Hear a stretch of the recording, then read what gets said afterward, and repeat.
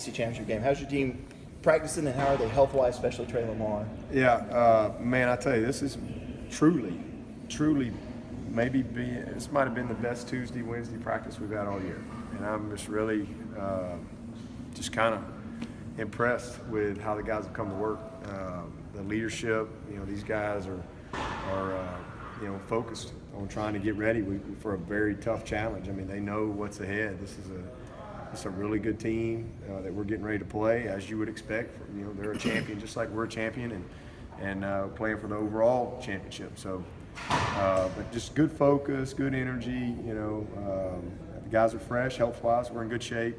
I don't think Trey's going to quite be ready, but he does look a lot better. I mean, he's really he feels better. He's made a lot of progress. He's pretty much got all of his range of motion back, and he's just working on the strength now, just kind of strengthening it back up. And I think they're going to cut him loose when we start bowl practice, which would be probably a week from Sunday. Probably our first practice, subject to change once I kind of get everything figured out exactly where we're going and what the plan is. But he should be ready to start bowl practice. Coach, I heard you talking this morning about keeping the younger guys engaged, especially the guys who are redshirting this season.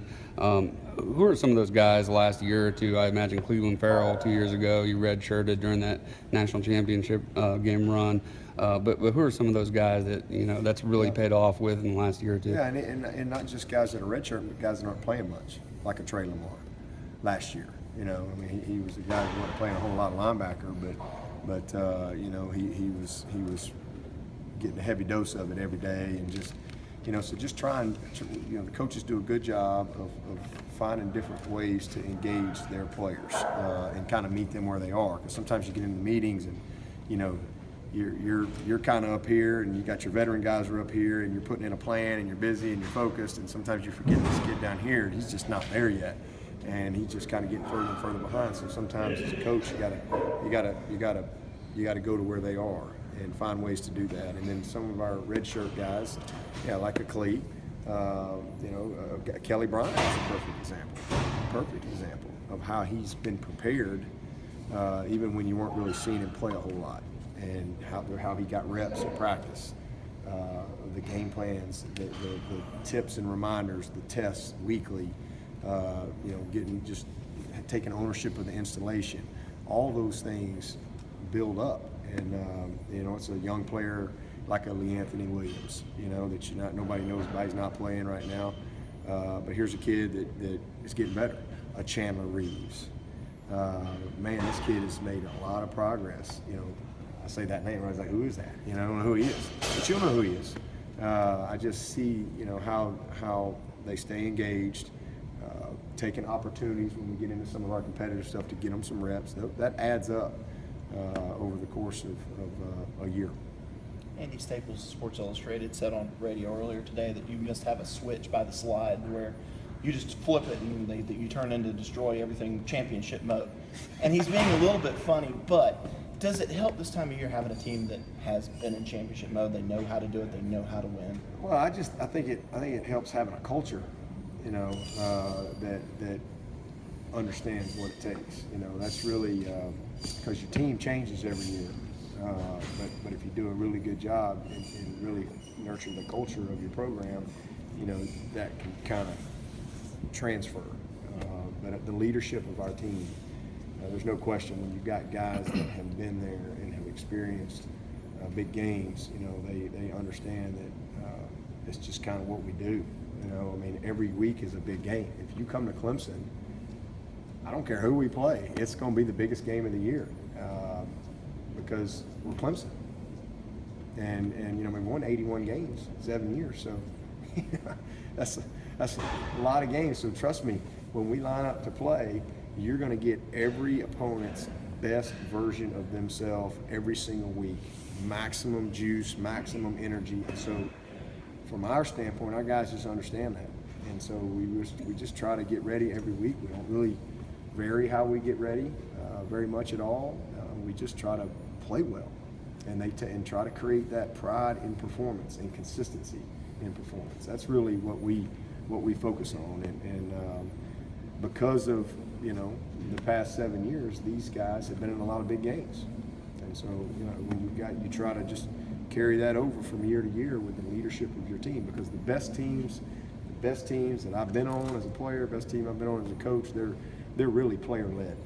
I mean, I just kind of guide them and keep them on track. And then very often I have to kind of kick them back on order and get them back in line. But best teams are player led, and this is a perfect example of that type of team. These guys, they get it. You had that, I think, the feeling back in the spring, a really good feeling about this group, didn't you? Yeah.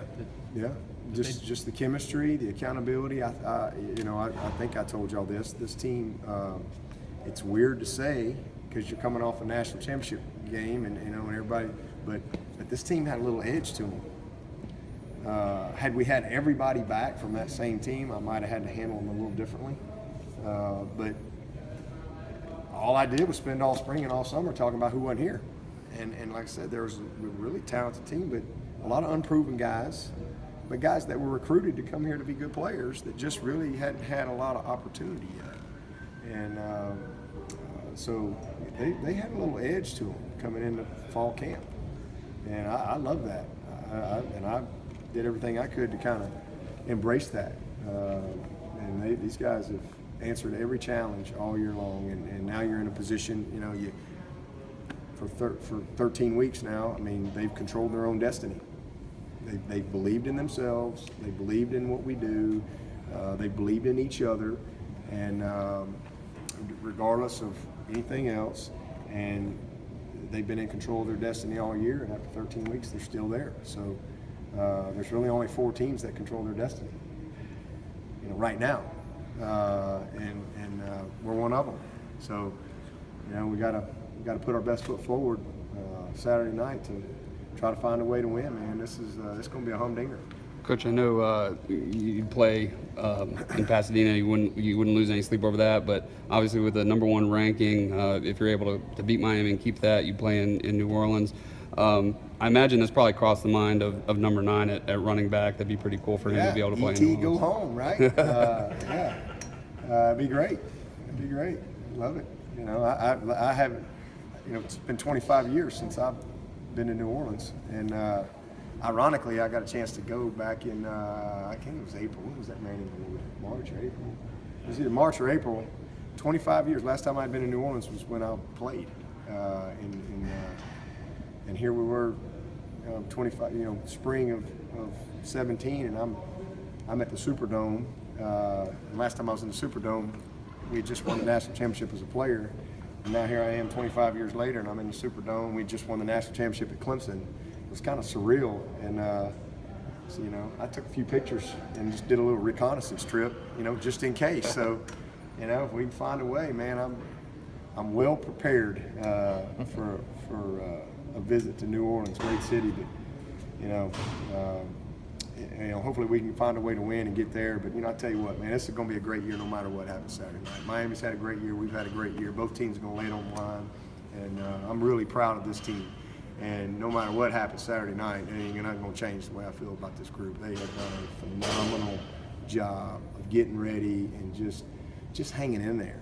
You know, developing depth, guys stepping up and making plays. So it's been fun. It's been fun, and we're going to continue to embrace it and you know, try to enjoy the moment Saturday night.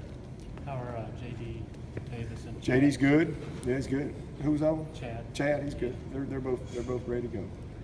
Coach, going back to the younger guys just for a second, you know, I will say this: the only other one that doesn't look like he's going to be able to go is Mark. He's kind of retweaked his ankle somehow, and just can't hardly plant and cut like he wants to. So he's the only other one that Marcus is back, and should be good to go there. Xavier Kelly got 22 snaps against the Citadel last week. You got Chris Register and Justin Foster some time in, but Xavier wasn't even able to get into the game. Is he one of those guys, kind of like Dorian O'Daniel, just a matter of time till the light bulb comes on? Just a matter of time. I'm very patient that way. Just a matter of time. We just gotta hang in there with him, and you know, just keep pushing. Sooner or later, that it's going to all come together for him, and he'll be a great player for us, no doubt. Thanks, Coach. Thanks, Coach. All right.